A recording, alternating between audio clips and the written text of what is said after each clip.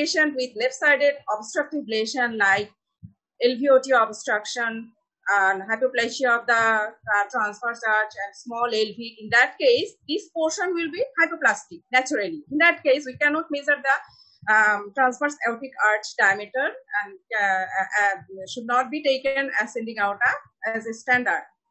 So there are some others, different studies. Some cardiologists taken a formula. What is that formula? The patient's weight in kg plus 1. Such as a baby having weight is 5 kg, 5 plus 1 is 6 millimeter. Its ascending aorta diameter is 6 millimeter. Transverse aortic diameter is 6 millimeter. If it is less than 6 millimeter diameter, then it is called hypoplasia of the aortic arch. Then aortic arch diameter is less than -2 standard deviation. This is the Z-score. How this Z-score is measured? Patient diameter is taken and its weight and height is put into in the machine, and Z-score is taken. When it is less than -2 standard deviation, then it is called hypoplasia. But nowadays,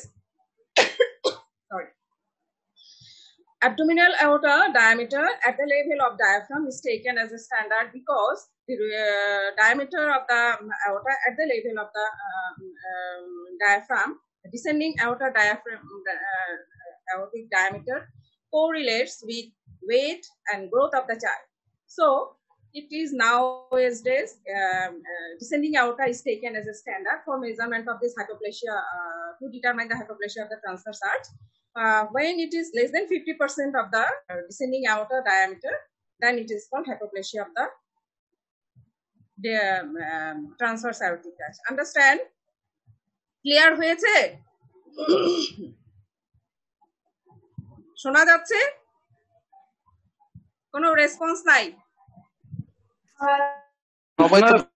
সবাই তো madam mute করা। ও আচ্ছা, sorry.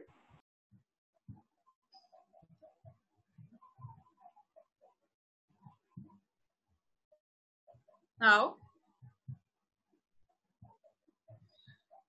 coarctation of aorta may occur isolated or may be associated with other defects. What are these associated defects?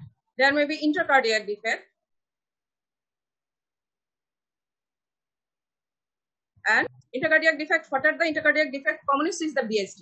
Among the VSD, there may be membranous VSD, muscular VSD, and commonest is a malaligned VSD. And malaligned VSD with posterior deviation of the fonal septum results in significant left ventricular outflow tract obstruction.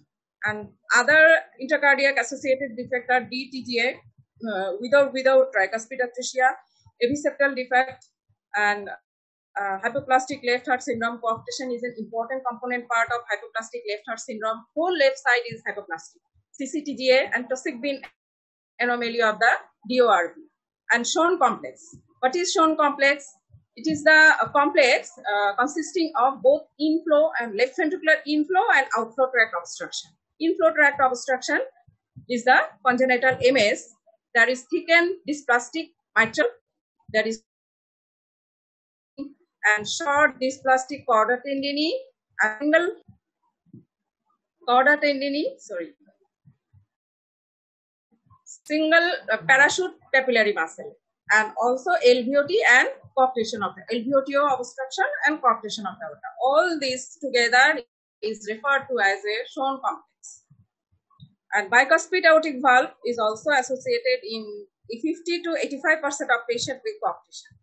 There is also some syndrome and association. Dysmorphic features of facies usually found in that cases.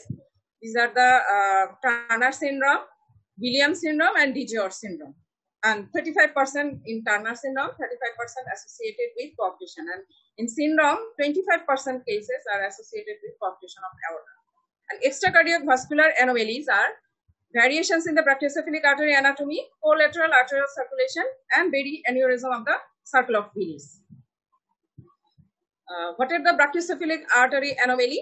Left subclavian artery, usually the coarctation lies distal to the insertion of the left subclavian artery. But here, the left subclavian artery may arise at the site of coarctation and it may be stenotic in origin. And there may be aberrant retropharyngeal right brachiocephalic artery anomalously appear below the corpus. It is 4 to 5% of the cases. And there is also subclavian steal syndrome, reverse vertebral artery arising at or below the coarctation, and rarely both the subclavian arteries may arise beyond the coarctation. What are the collateral system? Collateral system usually develop in older children and adolescents. Its function is to decompress because of obstruction, to decompress the ascending aorta, to relieve ascending aorta pressure, and also to provide, to augment adequate perfusion to the descending thoracic aorta, lower part of the body. So develop the collateral circulation. Consists of two components: anterior collateral circulation and distal collateral circulation. Anterior collateral circulation develops between the internal mammillary artery, mammary. This one is internal mammary artery, and the external iliac vessel via the epigastric arterial system. This is the anterior collateral system. And posterior collateral system develop between the thyrocervical trunk and descending thoracic aorta through the enlarged tortuous intercostal arteries. Posterior collateral circulations. The intercostal, the collaterals are tortuous, enlarged, and causes erosion of the lower portion of the ribs, and that are responsible for rib notching in X-ray. And for this collateral circulation, enlarged dilated collateral vessels, we can feel the pulsation in the intercostal space, and also we got the continuous murmur for this collateral circulation. What is the embryological basis? We know there are aortic arch, 6 aortic arch, first, second, third, fourth, sixth, sequentially arises from cranial to distal area. The most important is this is the first, second, third, fourth, sixth. Basic সাবজেক্টে তো হওয়ার কথা না, এটা ওনার paediatrics এর নিচে না, কোয়াক্টেশন বুঝাচ্ছে এই জন্য। Sorry,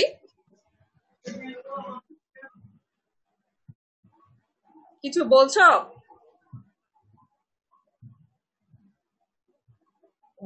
First and second disappear. Third one persists as common carotid artery. Third one. And left fourth one, right fourth one disappear, but left fourth aortic arch forms the transverse aortic arch, definitive transverse aortic arch. Fifth one also involute, and sixth forms the proximal part of the pulmonary arteries, sixth aortic arch, and distal segment of the left form the duct.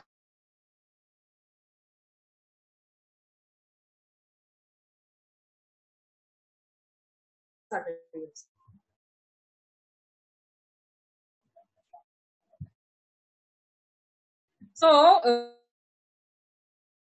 the coarctation is theories, of which is entirely satisfactory. The two theories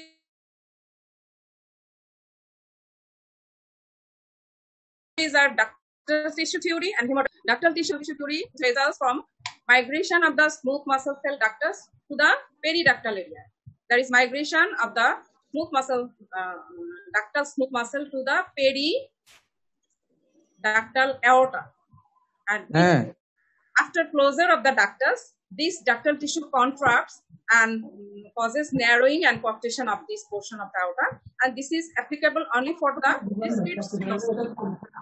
And this explains why the hemodynamic disturbances occur postnatally immediately after closure of the ductus. This will be narrow, and there will be hemodynamic disturbances after birth. But this does not explain the coarctation of aorta in the abdominal and transverse aortic arch, which is distant from this ductal tissue. And another is the না যতই শুনেন, আপনি যতই দেখেন বা পাত্র দেখেন, অনেক সাউন্ড শোনা যাচ্ছে। এমডি হিরো আলামিন, আপনি মিউট করেন।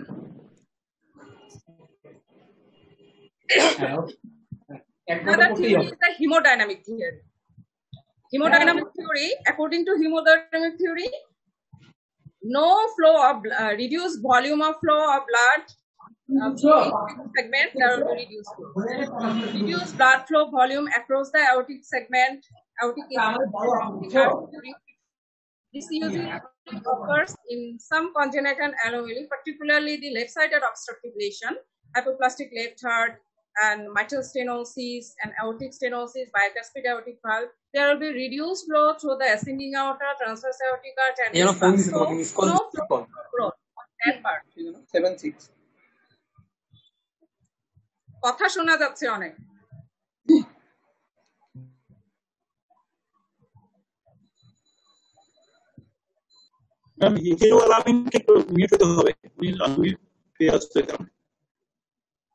So hemodynamic theory is the more acceptable theory, and it also explains why the coarctation is not associated with tetralogy of Fallot's, pulmonary stenosis, or pulmonary atresia, tricuspid atresia. Why? This is because in right-sided obstructive lesion, the flow through the pulmonary artery and RPOT and pulmonary circulation will be less, so that portion will be less developed. Similarly, bilaterally, on the left side, there will be good flow to compensate that. So their coarctation usually not associated with TOF or tetralogy of Fallot or pulmonary stenosis. What is the pathology? Pathology is the usually the coarctation usually caused by malformation of the aortic media that forms prominent posterior folding of the posterior shell, which may extend around, sometimes may extend around the entire circumferences. Histological examination show thick intimal and medial ridges that protrude posterolaterally into the aortic lumen, and ductors insert anteromedially at the same level. That is intimal thickening and hyperplasia at the coarctation area. Intimal proliferation and disruption of elastic tissue occur distal to the coarctation. It is called desiccation. There will be hypertrophy and thickening in the coarctation area, and disruption of tissue occur distal to the coarctation area. This is the site where high velocity flow flows impacts the arterial wall, and at this site, infective endocarditis, infective end arteritis, intimal dissection, and aneurysm may occur. And there is also cystic medial necrosis. Which what is that? There is depletion and disarray of the medial elastic tissue occurs adjacent to the coarctation, and this is responsible for cystic medial necrosis, responsible for late aneurysm formation and aortic dissection. It is usually commonly occur in the proximal ascending aorta. What are the classification? There are so many classification. In 1903, Bonnet classified into its preductal, infantile, or postductal, or adult type. This is preductal and this is postductal. But this classification is obsolete. In Turner syndrome, 5% of the cases, there may be infantile type of coarctation, that is preductal. Latest classification, that is what is important is the Amato classification. What is that? There are 3 types, type 1, type 2, type 3. In type 1, there is only primary coarctation, with or without PDA. They are subdivided again, only single discrete coarctation. There is no isthmus hypoplasia, no tubular hypoplasia of the transverse arch. So may or may be associated with PDA, subdivided into 1A when associated with VSD, and more complex congenital heart disease is 1B.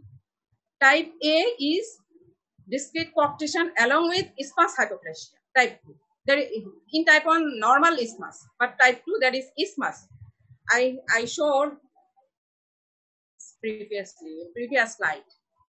They are also subdivided with VSD with complex congenital heart disease 2B. And what is type 3? Type 3 is coarctation with hypoplasia of the isthmus and distal arch. And with or without PDA, 3A is the VSD associated with VSD, and 3B is more complex congenital heart disease. This classification is actually required for therapeutic purpose, intervention, as well as surgical point of view. This classification is needed. What is the pathophysiology? Pathophysiology also varies widely depending upon the age of the patient, severity of the coarctation, status of the ductus, associated intracardiac lesions, if associated with VSD, left-sided obstructive lesion, and state of collaterals. Actually, during fetal life, hemodynamics of the coarctation is not disturbed because of the presence of large ductus arteriosus. So, important hemodynamic usually occur after closure of the ductus, immediately after birth. This coarctation, what happens? Depending upon the severity of the lesion, age of the patient, coarctation actually increases the impedance to left ventricular outflow. So there will be increased pressure in the systolic pressure in the left ventricle, ascending aorta and its branches, and there will be development of a significant systolic pressure gradient between the ascending aorta and descending aorta through coarctation segment, and ultimately there will be increased afterload in the LV, and this will cause development of LVH, left ventricular hypertrophy or myocardial hypertrophy. We know this is the one of the most important compensatory mechanism for coarctation of aorta. When there is LVH, myocardial hypertrophy, what is the function of myocardial hypertrophy? By myocardial hypertrophy, they tends to normalize the myocardial wall stress and systolic function, and as well as left ventricular afterload by compensatory mechanism. But when, so in isolated discrete stenosis, there is normal LV systolic function, or it may be LV ejection fraction may be normal or increased in isolated coarctation without heart failure.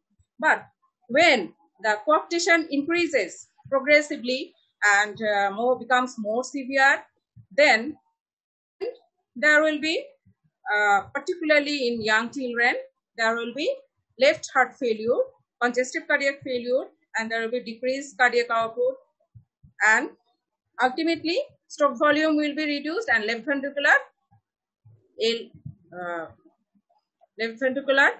end diastolic pressure will be increased.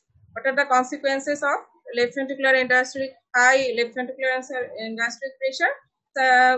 Naturally, there will be increased left atrial pressure, pulmonary venous congestion, and pulmonary arterial hypertension. When the cardiac output is severely compromised, that will cause diminished myocardial perfusion, subendothelial myocardial, endocardial perfusion, as well as myocardial perfusion, which causes in small children acidosis.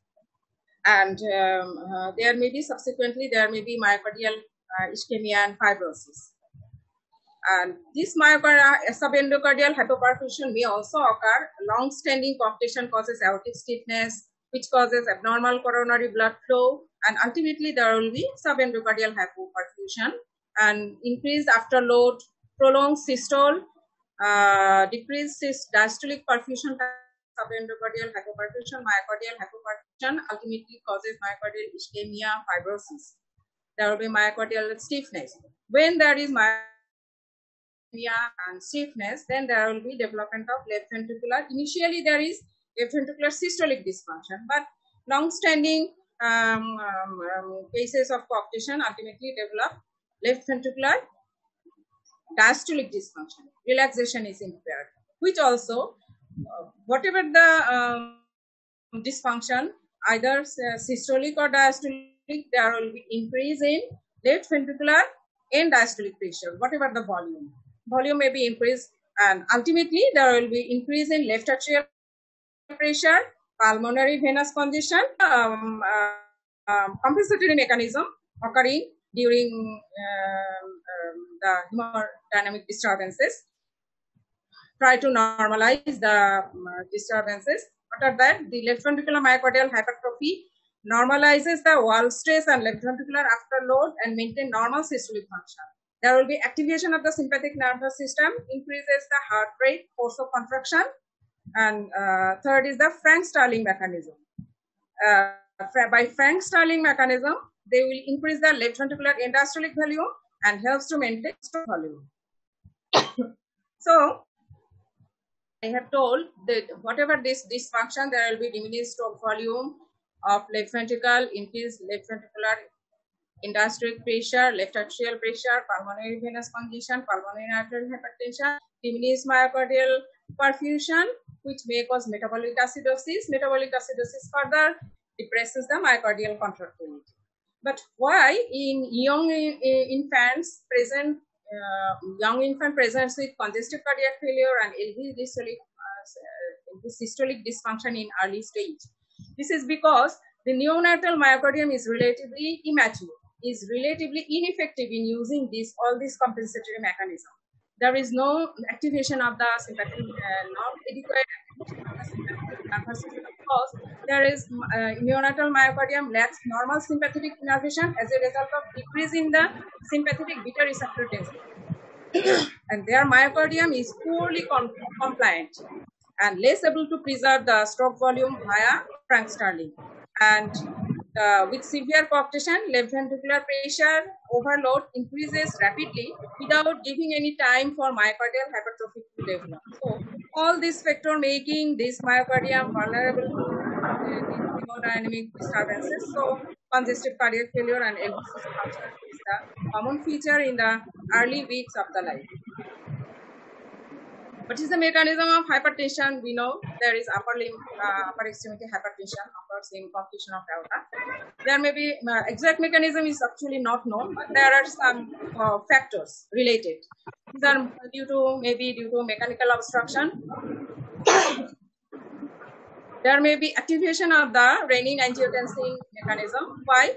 Because of coarctation, there may be reduced blood flow to the renal system, causing activation of the renin-angiotensin system, and there will be activation of the central nervous system and changes in the reactivity of the resistant vessel, medium-sized resistant vessel, and diminished compliance of the aortic wall. Aortic wall becomes stiff, and there is resetting of the baroreceptor reflux mechanism. All these factors responsible for the development of the hypertension. What is the clinical presentation? It also depends upon the degree of stenosis, associated defect, patency of the ductus, rapidity of the process of closure of the ductus, pulmonary vascular resistance, and age of the patient. Early presentation.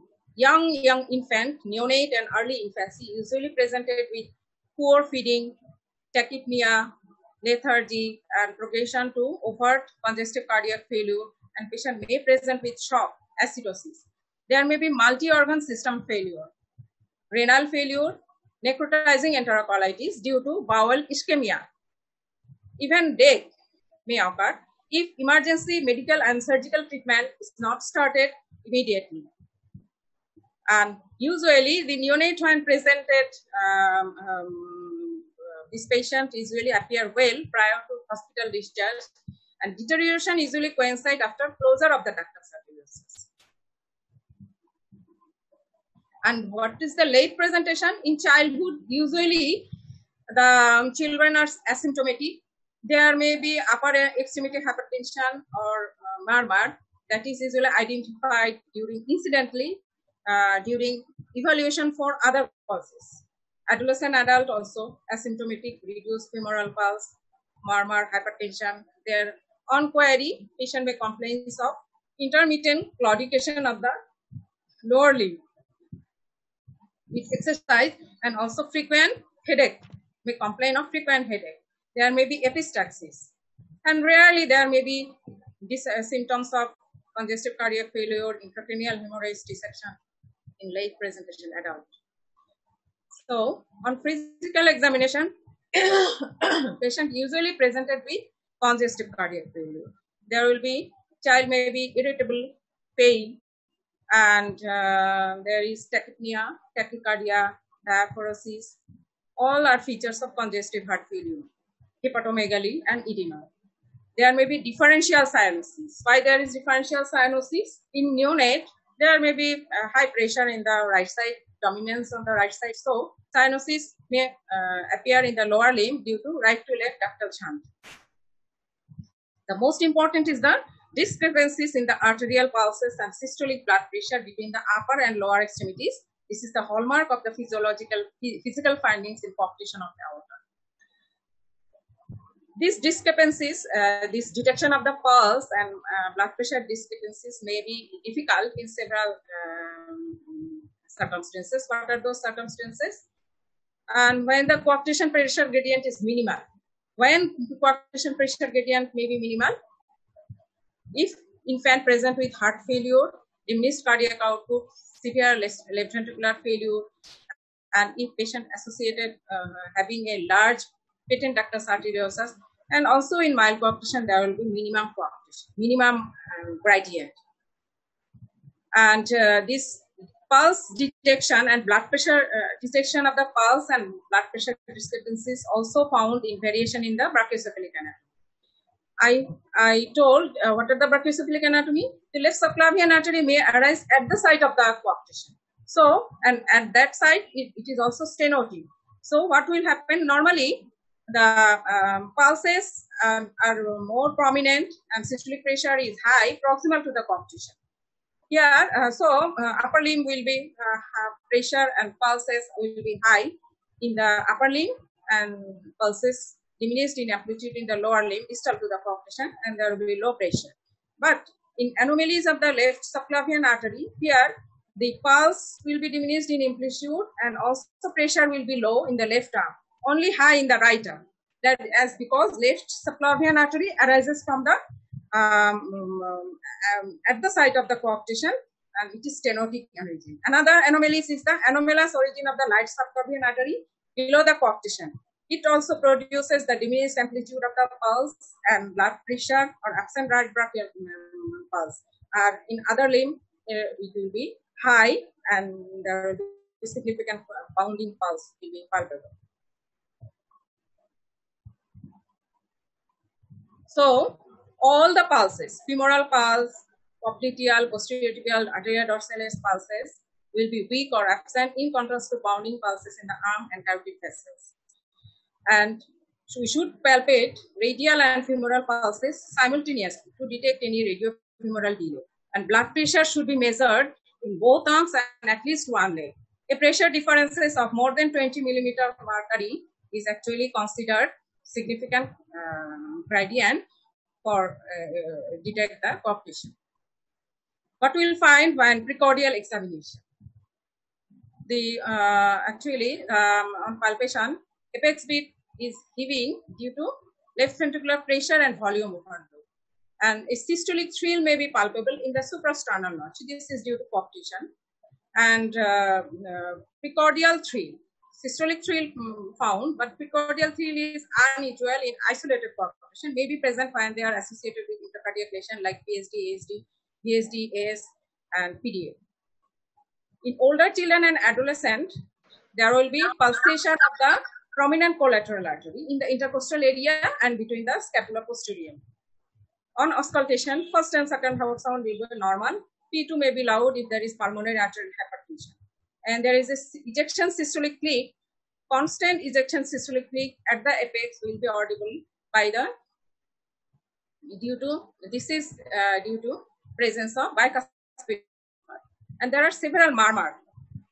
A grade 2 to 4/6 systolic murmur is audible in the upper left sternal border at the base and in the left interscapular area. This is due to coarctation. And the posterior murmur present posteriorly, this usually indicates the presence of coarctation in the proximal thoracic aorta. There may be continuous murmur will be audible. This is due to collaterals throughout the chest, anteriorly, laterally, and posteriorly.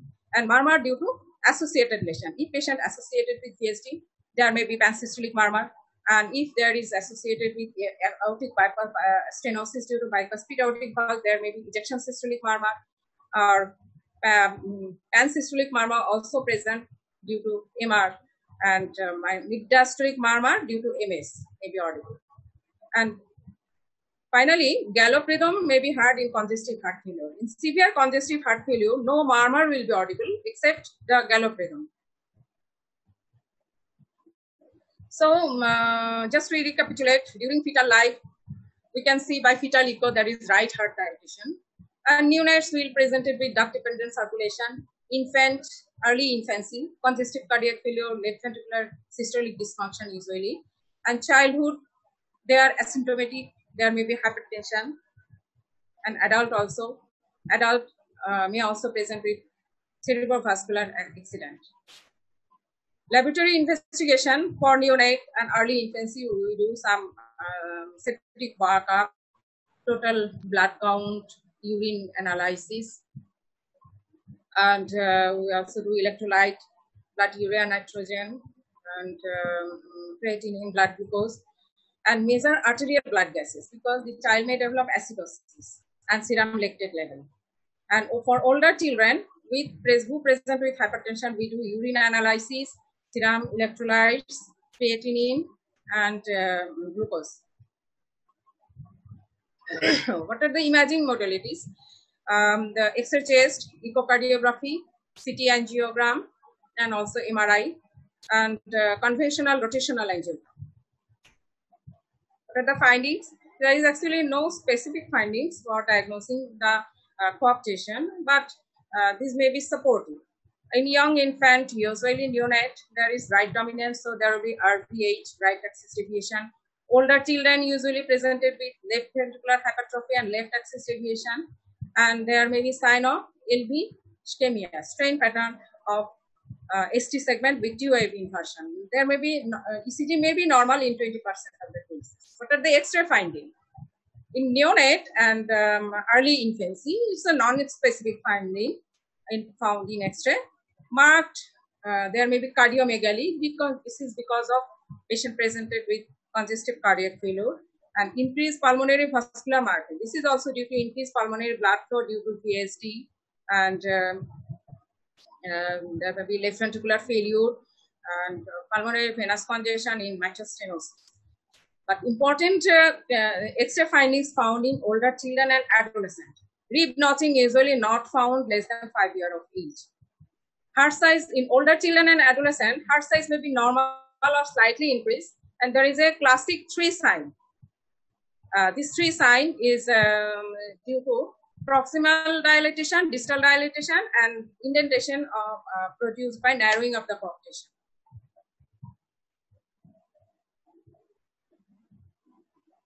Here, this is the 3 sign. In EP view, this is the proximal dilatation, and this indentation is due to coarctation, and distal dilatation is due to post-stenotic dilatation. I told this earlier. And these are the rib notching. These are older children. It's found in older children and adolescents. Why this rib notching? These intercostal vessels, the collateral vessels become dilated and tortuous and forms erosion on the inferior border of the ribs posteriorly. It's usually found in the posterior region. This is the rib notching. This is also the rib notching.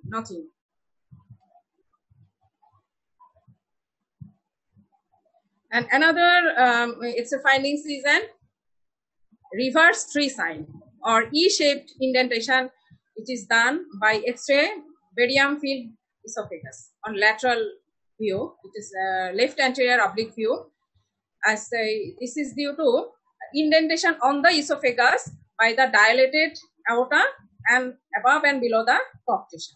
That forms the reverse 3 sign. The main modality of diagnosis is the echocardiography. Echocardiography is the main, helpful in diagnosing. It's the non-invasive assessment of the coarctation anatomy. What are the views used in echocardiography? We use the suprasternal long axis of sagittal view or high parasternal view, and another is the subcostal sagittal view. The goal of the echo is to delineate whole arch anatomy, site and severity of the obstruction, discrete or long segment stenosis. There may be transverse arch hypoplasia or associated intracardiac lesion, left ventricular hypertrophy, left ventricular function, and pulmonary. These are the things we are find out through the echo. What are the views? This is the suprasternal sagittal long axis view, showing the this is the ascending aorta, or this is arch of aorta, and this is descending aorta. Ascending aorta. So there is no hypoplasia, showing there is no hypoplasia in the ascending aorta, arch of aorta. This is the isthmus. Only there is narrowing. Yeah, only This is the ascending aorta, this is arch, and this is the isthmus, and this is the cell. Only there is a narrowing, localized narrowing in the proximal thoracic aorta, and there is a prominent posterior shell. It's a fibrous thin membrane projecting posterolaterally and ductus projecting anteromedially. And this is the 2D view. What are the views? Suprasternal long axis view, 2-dimensional view. And this is the color flow mapping. And showing, actually, see here, there is no turbulence of flow. That indicating that the diameter is good. There is linear flow through the ascending aorta, arch of aorta. Only there is narrowing. In the area of narrowing, there is a high velocity turbulent flow passing through the cockpit segment. And this is confirmed. This is also the high velocity coaptation flow. And this is confirmed by taking a continuous wave Doppler imaging of the suprasternal view, showing this is the high velocity flow in the systole and continuation of the systolic flow into the diastole. This is the systole and this is diastole. And this is called the diastolic run of pattern. This is called diastolic run of pattern, and this diastolic run of pattern is consistent with persistence pressure gradient across the coaptation segment during diastole. And this is diagnostic. And peak velocity is reaching about the 4 meters per second. And this is the subcostal view. Subcostal view with a pulse Doppler placed on the aorta, descending aorta. Pulse Doppler showing on the descending aorta, showing low flow, low velocity blunted flow with delayed peak, not sharp, which is found in the normal aorta. Low velocity, delayed, blunted peak in the systole with delayed peak, and continuation of the forward flow into the diastole. This is less pulsatile view. This is the diastolic run of pattern, the continuous wave Doppler. And this is the actually we see the aorta in the subcostal sagittal view. We can appreciate this descending aorta here. And pulse Doppler is placed here to find, this is the pulse Doppler imaging of the descending thoracic aorta in the subcostal long axis view, where we show that this is the normal pulsatile wave of the forward flow in the descending thoracic aorta of a normal individual. That is brisk systolic upstroke and rapid return to the baseline. But here in coaptation, what we find that there is low velocity blunted systolic antegrade flow with delayed peak. Like this is not like that. And continuation of this flow, forward flow through diastole, less pulsatile. This is supportive. And by echo, we do some standard measurement for intervention purpose. And what are these measurement? We do ascending aortic measurement here. Actually, we do ascending aorta proximal to the innominate artery and distal arch at the base of the left common carotid artery. This is isthmus. I told it earlier, this portion is ascending aorta. This is the from first branch to second branch. This is the proximal arch, transverse aortic arch. This is from this to second to third. This is distal aortic arch, and distal to the left subclavian artery. This is isthmus up to the ductus, PDA, and beyond the PDA, this is the descending aorta. So we measure ascending aorta here, and distal arch at the base of the left common carotid artery, isthmus at the base of the left subclavian artery, and also measure the narrowed segment in the region of the coaptation. And another measurement is the descending aorta diameter at the level of the diaphragm. That is done in subcostal view. These are the measurements we are taking for intervention purpose. So cooptation may have some subtle echo finding when we can suspect that the patient may have cooptation. What are that?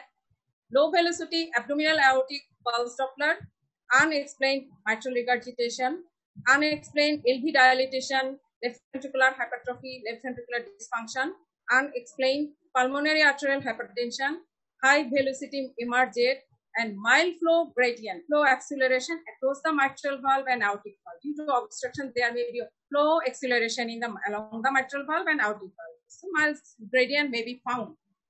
And when there is bicuspid aortic valve, we should suspect that the patient may have PDA or cooptation of aorta.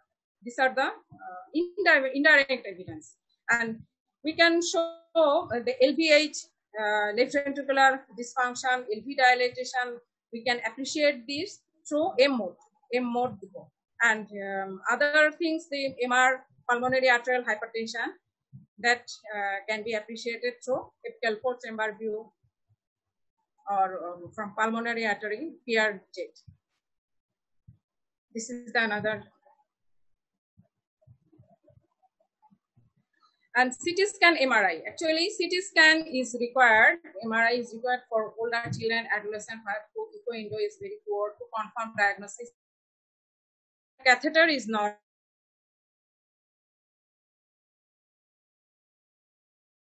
needed. Aortic surgery, we can do the CT MRI. MRI provides excellent anatomic and hemodynamic information also.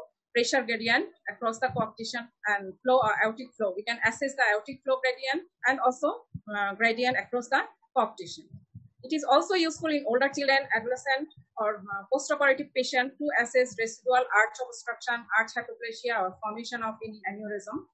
And in cases of unequal arm pressure like anomalous right subclavian or involvement of the left subclavian artery origin or absence of palpable collaterals or rib notching. So cardiac catheterization. It is not necessarily not routinely done for diagnostic purpose because we can reach a diagnosis by the non-invasive evaluation like X-ray, physical examination, X-ray, echo, CT, MRI.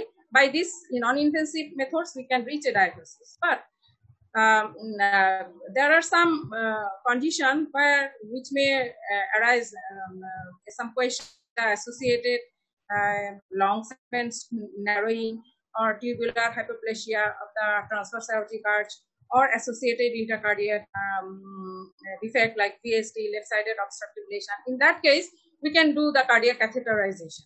So what are the things we can see in cardiac catheterization?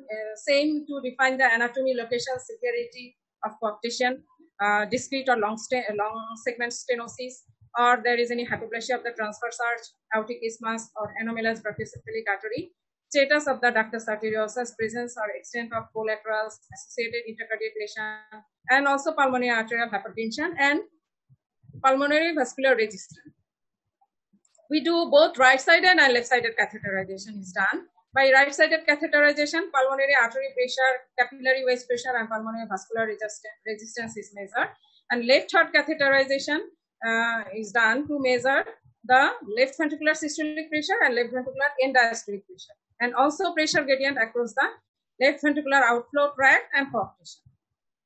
Left heart catheterization in small critically ill newborn is very difficult because of small femoral artery. There may be chances of femoral artery injury. So in that case, left heart catheterization can be done antegradely. Left heart catheterization done retrogradely, but here it can be done antegradely through patent foramen ovale or through transeptal puncture or through umbilical artery in neonates can be done.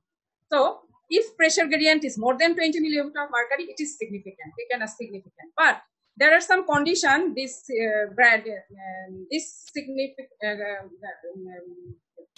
gradient may be underestimated. Gradient may be low in spite of severe coaptation. What are those? If the patient have patient in congestive cardiac failure, left ventricular dysfunction, and there is decreased cardiac output associated with large PDA, and there is extensive collateral develops. In that case, we may not get the actual gradient across this. So what we'll do, then we can do the angiography. Angiography is the what are the angiography we do. This is the selective aortic root or aortic arch angiography, and descending aortography, and LV angiography. Root of aortogram, by root aortography we will demonstrate clearly the aortic narrowing and coarctation and aortic arch anatomy, and also collaterals. By descending aortography, will determine the type of coarctation, extent of discrete or long segment coarctation, extent of collateral circulation, whether ductus is patent or not, and presence and degree of hypoplasia of the transverse arch and isthmus, especially in neonate. And if aortic arch cannot be catheterized, in that case, LV angiography is done in neonate and infant to see is there any ventricular septal defect associated intracardiac lesion or ventricular function and LV outflow tract obstruction, and also coarctation segment and aortic arches. This is the descending aortogram. It is the lateral view showing there's the narrowed coarcted segment at the proximal thoracic aorta. It is usually just distal to the left subclavian artery at the site of insertion of the. What is the natural history after diagnosis? If patient is untreated, actually there is poor natural history. There are some studies showing the average age, median mean age for survival is 34 years without any treatment, and 75% died by the 46 years of age, and 90% died before the age of 58. And common causes of death are congestive cardiac failure. There may be hypertension and consequences of cardiac hypertension, bacterial endocarditis, aortic rupture, and intracranial hemorrhage. So, if a patient presented with coarctation, when we have to do intervention? Actually, should I do intervention to all coarctation? No, no need to do intervention if the patient is asymptomatic and no upper limb hypertension, mild coarctation gradient less than 20, and there is no PDA, because PDA may underestimate the gradient and normal LV function.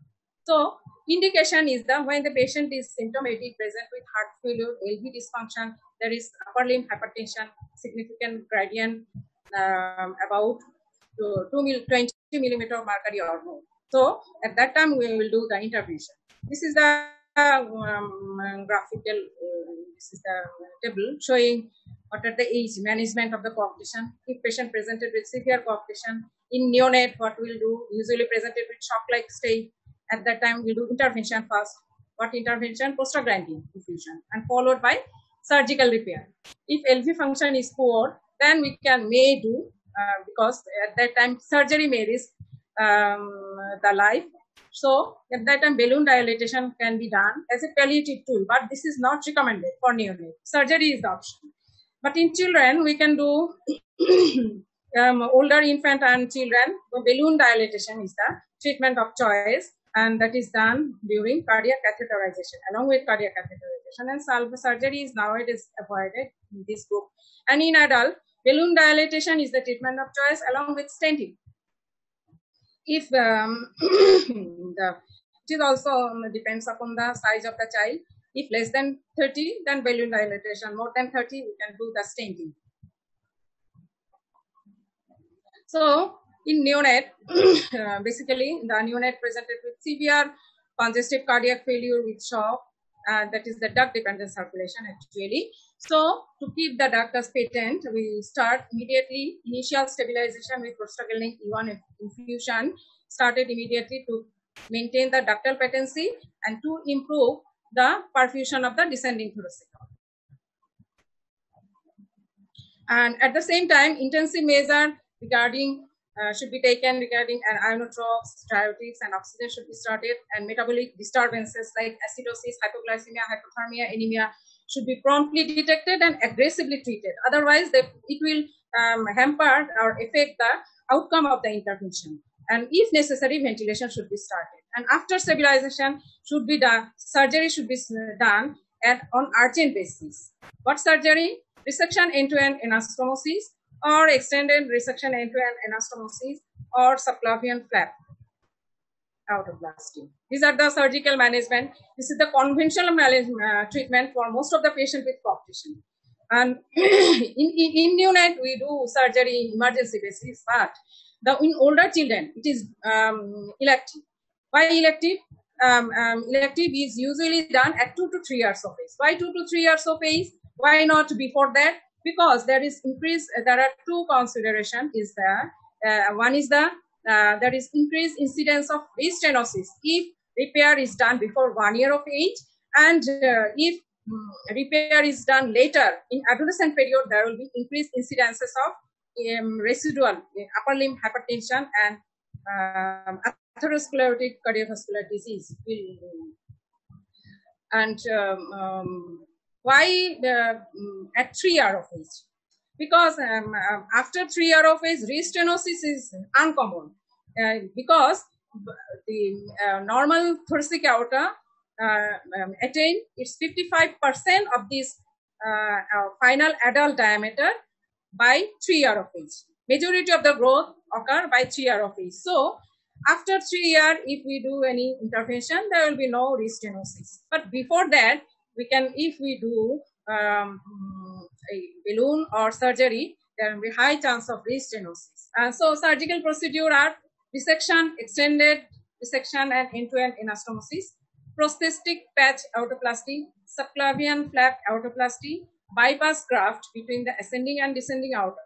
Whatever the technique, the residual resting gradient should be at least less than 20 millimeter mercury, but most usually it is kept below 10 millimeter mercury immediately after repair. So a few things about this resection end-to-end anastomosis. It is the first reported in 1945 by Crawford and Niley, and this method is for short and discrete stenosis. But extended resection end-to-end anastomosis is done for the long segment. That is when they are associated with hypoplasia of isthmus and transverse arch. What is done here? The coarctate segment and ductal tissue is removed, and end-to-end anastomosis is done by circumferential suture. So there is actually there is no prosthetic material used, but disadvantage is there is high chance of restenosis because of this circumferential suture.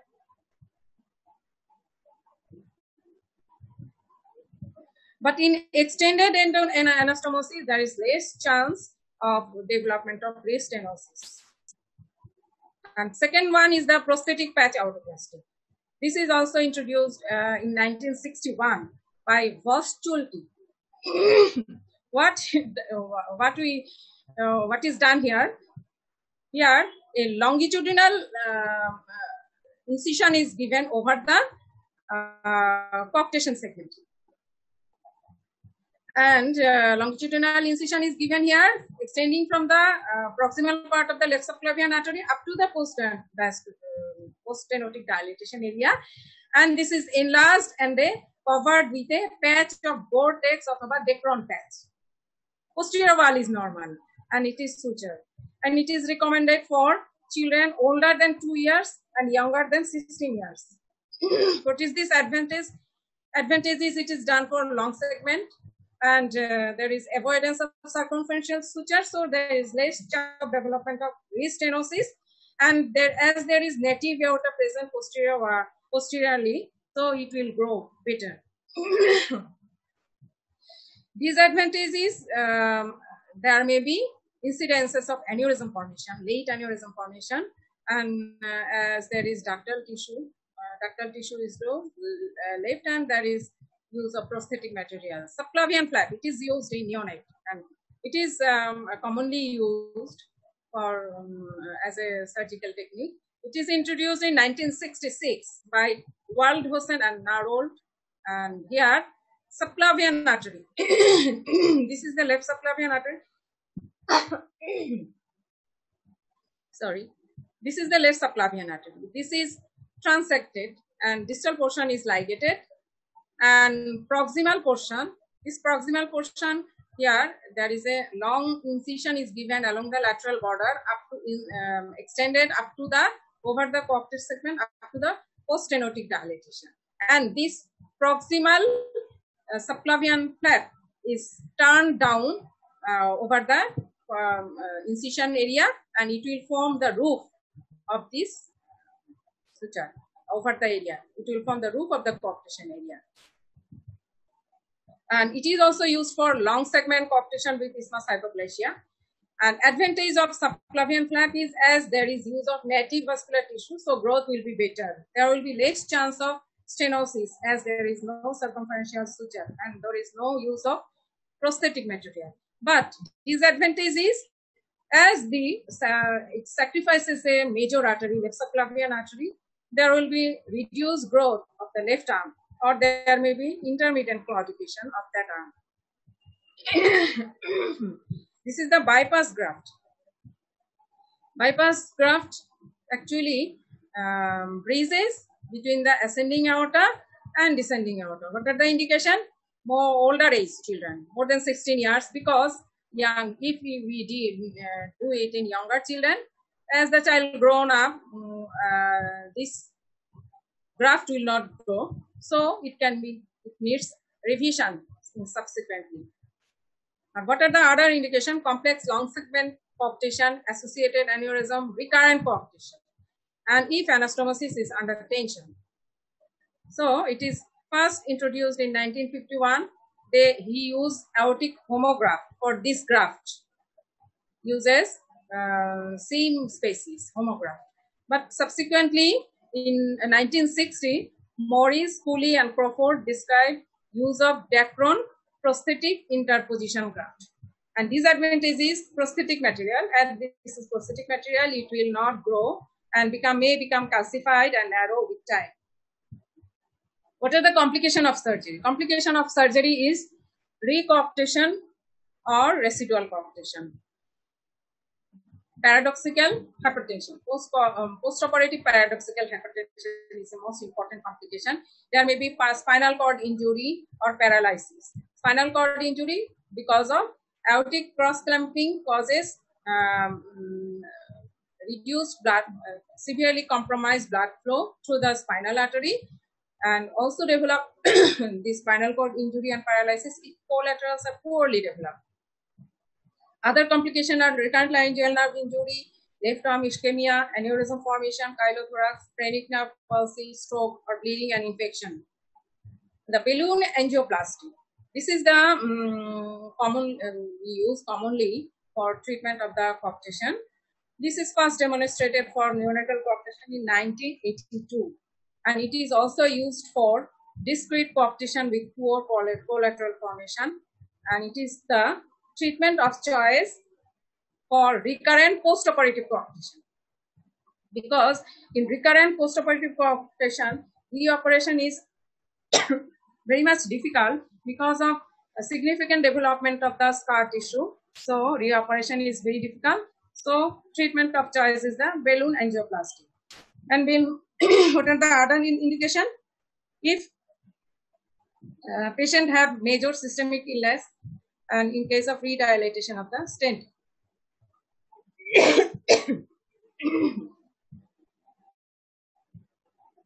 This is the lateral during pre-dilatation, lateral angiography.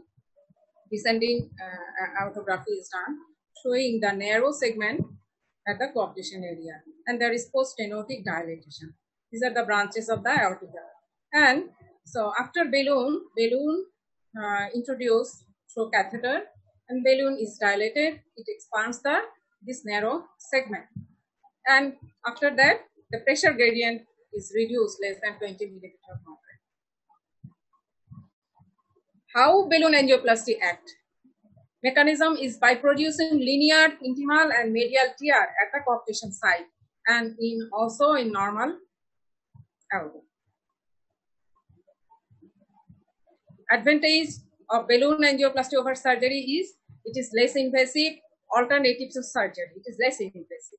It is safe and produce immediate good result in 90% of the cases. Avoidance of thoracotomy scar as there is no operation, and there is less chance of paradoxical postoperative hypertension and no spinal cord ischemia, no upper limb ischemia. This is the this is a patient presenting with discrete coaptation.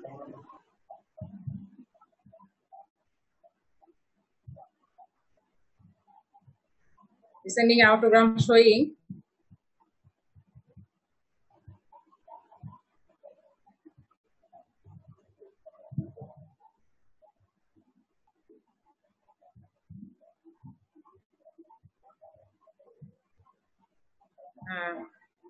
descending aortogram. Sorry.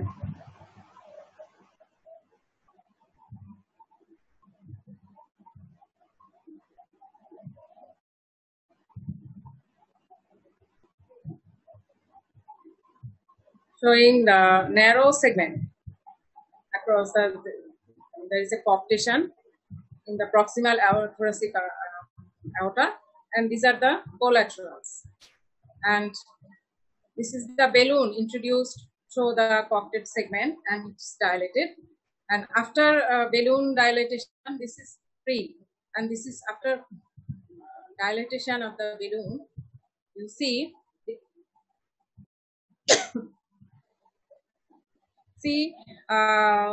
this diameter of the coapted segment is increases after dilatation of the with balloon, and there is significant reduction of the gradient, less than 20 millimeter mercury after balloon angioplasty. What are the complications of balloon angioplasty?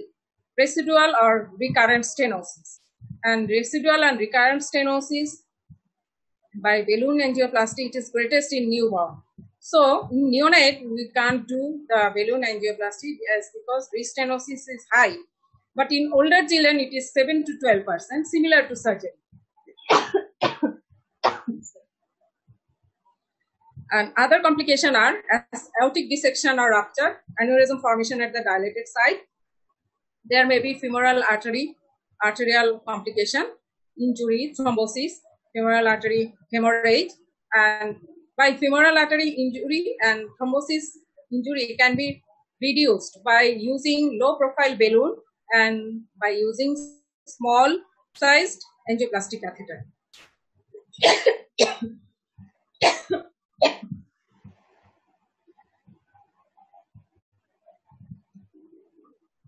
This is the coaptation stenting. It is introduced in 1991. Indication is usually older children, native coaptation, and also recurrent postoperative coaptation. It is the latest advances in the treatment of coaptation in older children and adults. And they are actually stents are made of stainless steel and platinum.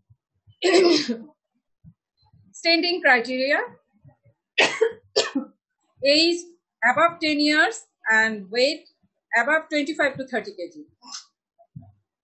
Why this criteria for stenting? This is because the younger age children have got small size aorta. During implantation of the stenting, larger sheath is required. Large size sheath are required, 8 or 9. So if the child is small, aortic size will not be good. So larger sheath may damage the femoral artery. So advantages of stenting is restenosis is less, aneurysm formation also less, and it is also beneficial in some patients with transverse arch hypoplasia, can be re-expanded in later age if the child grows. And these advantages, larger sheath is required for implantation of the stenting. Two types of stenting are used. One is balloon expandable and self-expandable. we actually use the balloon expandable stent. These are the 4 types of balloon expandable stent that are used for the treatment of the coarctation of aorta.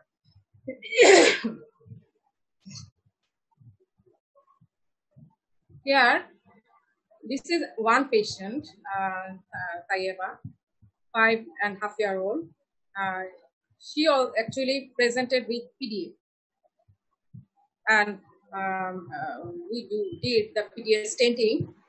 And after doing PDA device closure, after PDA stenting, patient developed iatrogenic coarctation.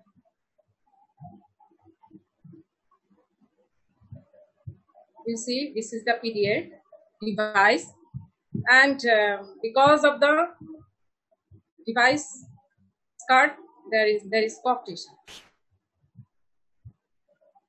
You see, there is coarctation and there is development of significant brachium. So we later on plan to do the balloon angioplasty along with stenting.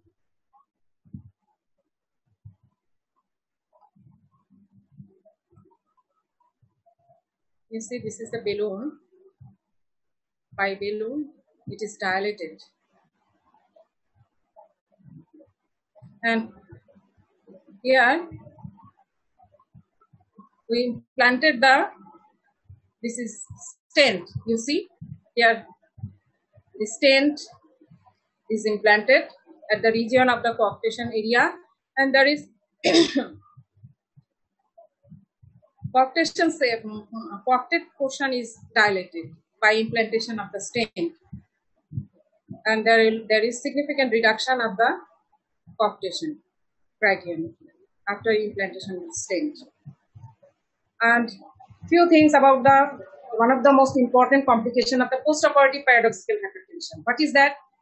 Patient develop hypertension after operation in the immediate first 3 to 5 days of operation. 2 stages of response. First response is there is due to release of immediately after operation, there is release of baroreceptor stimulation on carotid bodies. So it's as we know, the baroreceptor reflex decreases regulates the pressure. So there is pressure rises, increase in the systolic as well as diastolic pressure rises above the pre-treatment level. And this is usually subside within 24 hours. And it is due to increased sympathetic activities. And second response is due to elevated level of the renin-angiotensin, and it appears within 48 to 72 hours after first response. And complication of this post-operative paradoxical hypertension is mesenteric arteritis and bowel ischemia. Patient presented with abdominal pain, distension, and GI bleeding, and may require laparotomy. So keep the patient NPO for 32 to 48 hours. Treatment is in the immediate postoperative period. Smolol nicardipine is used to titrate BP. SE inhibitor sometimes used, and preoperatively propanolol is administered to maintain the optimized pressure.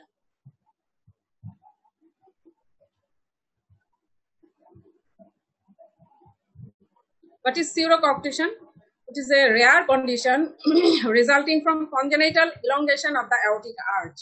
The elongation leads to redundancy and kinking of the aorta, which may appear similar to coarctation, but there is no actual blood obstruction to blood flow, and there is no actual pressure, significant pressure gradient in pseudocoarctation. And there is tendency to dilatation, aneurysm formation due to turbulence of blood flow through the kinking. This is the pseudocoarctation. It is diagnosed by CT MRI, and treatment is actually controversial, require follow-up, and if symptomatic, then treatment, surgery can be done. So follow-up, coarctation, patient with coarctation after treatment need lifelong follow-up, because of persistent development of hypertension, restenosis, and complication, needs lifelong follow-up. And during childhood, annual examination should be done to see whether there is any persistent development of hypertension any development of restenosis by CT, MRI, or CAT, and aneurysm formation. And by echo, we can see the left ventricular function, if there is bicuspid auditogram, whether there is stenosis or regurgitation, or cerebrovascular accident due to vascular anomaly can be need to be detected, and patient should require for follow-up for the coronary artery disease also. So common treatment protocol is, if neonate in early infancy presented with coarctation, surgery is the treatment of choice. Older children, older infant and young children, balloon angioplasty. Older children, adolescent and adult should treated with balloon with stenting. In recurrent coarctation, balloon is the first choice, or stenting or surgery. And associate lesion treatment is done by surgery. So conclusion is, clinical suspicion is very crucial for detection of coarctation of aorta, and coarctation should be repaired at earliest to minimize the incidence of late hypertension. For neonate, dissection extended into an anastomosis and subclavian flap is the treatment of choice. Balloon dilatation is the procedure of choice for recoarctation young children.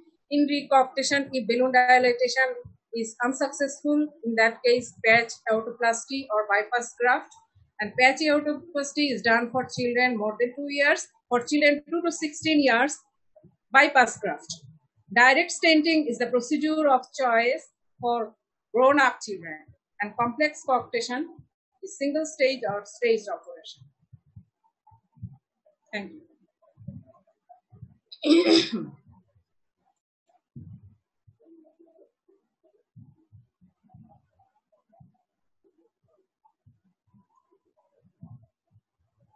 Any question?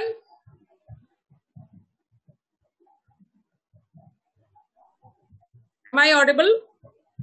G madam, শোনা যাচ্ছে madam. কোনো question থাকলে বলো। তোমরা কি thank you madam. আমি একটা video দেখাই।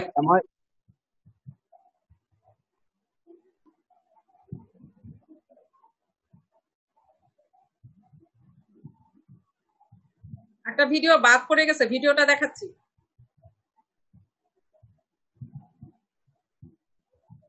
এই দুপুরবেলায় কনসেন্ট্রেট করা একটু কঠিন।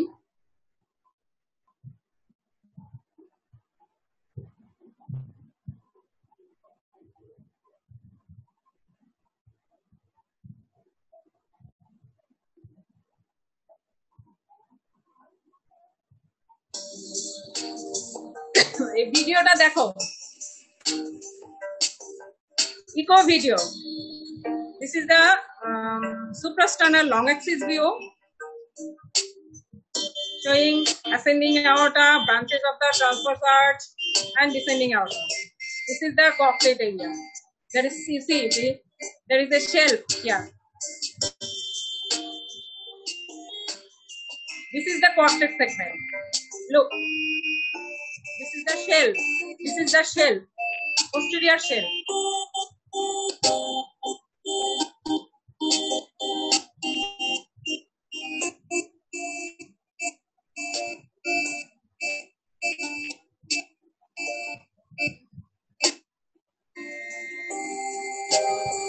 You see, there is turbulence of flow in the region of the coarctation.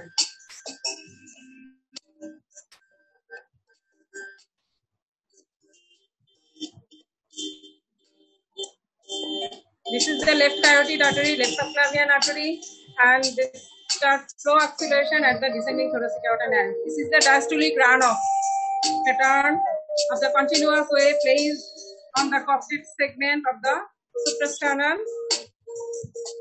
sagittal view. You see, this is the diastolic runoff pattern, or also called diastolic tailing. This is called diastolic tailing or diastolic runoff pattern.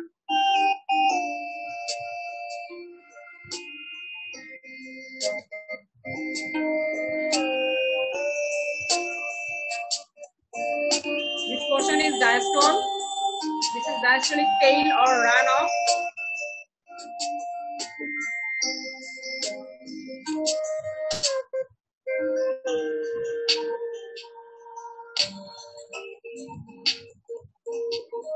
This diastolic tail of or runoff due to persistent pressure gradient across the obstruction can be seen in significant coagulation and robust collateral circulation. That indicates the diastolic runoff actually indicates the severe coagulation, both during systole and diastole.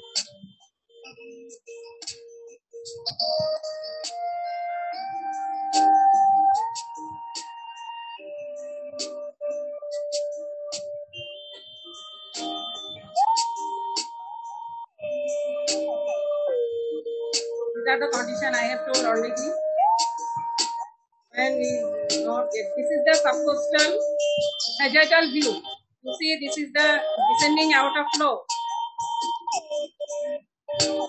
Less pulsatile flow in the descending thoracic outer, distal to the coarctation.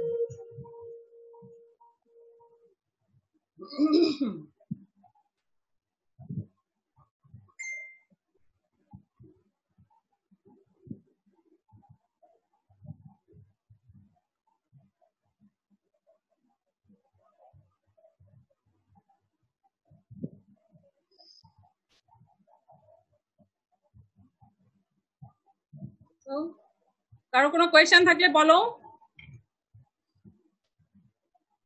Any question? হয় সব কিছু বুঝেছো না কিছুই বুঝো নাই। শোনা যাচ্ছে?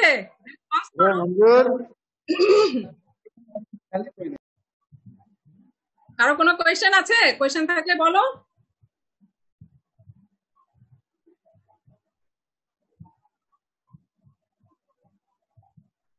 কোয়েশ্চেন নাই ম্যাডাম। কোনো কোয়েশ্চেন নাই, ঠিক আছে, আমরা লিভ করি। হ্যাঁ।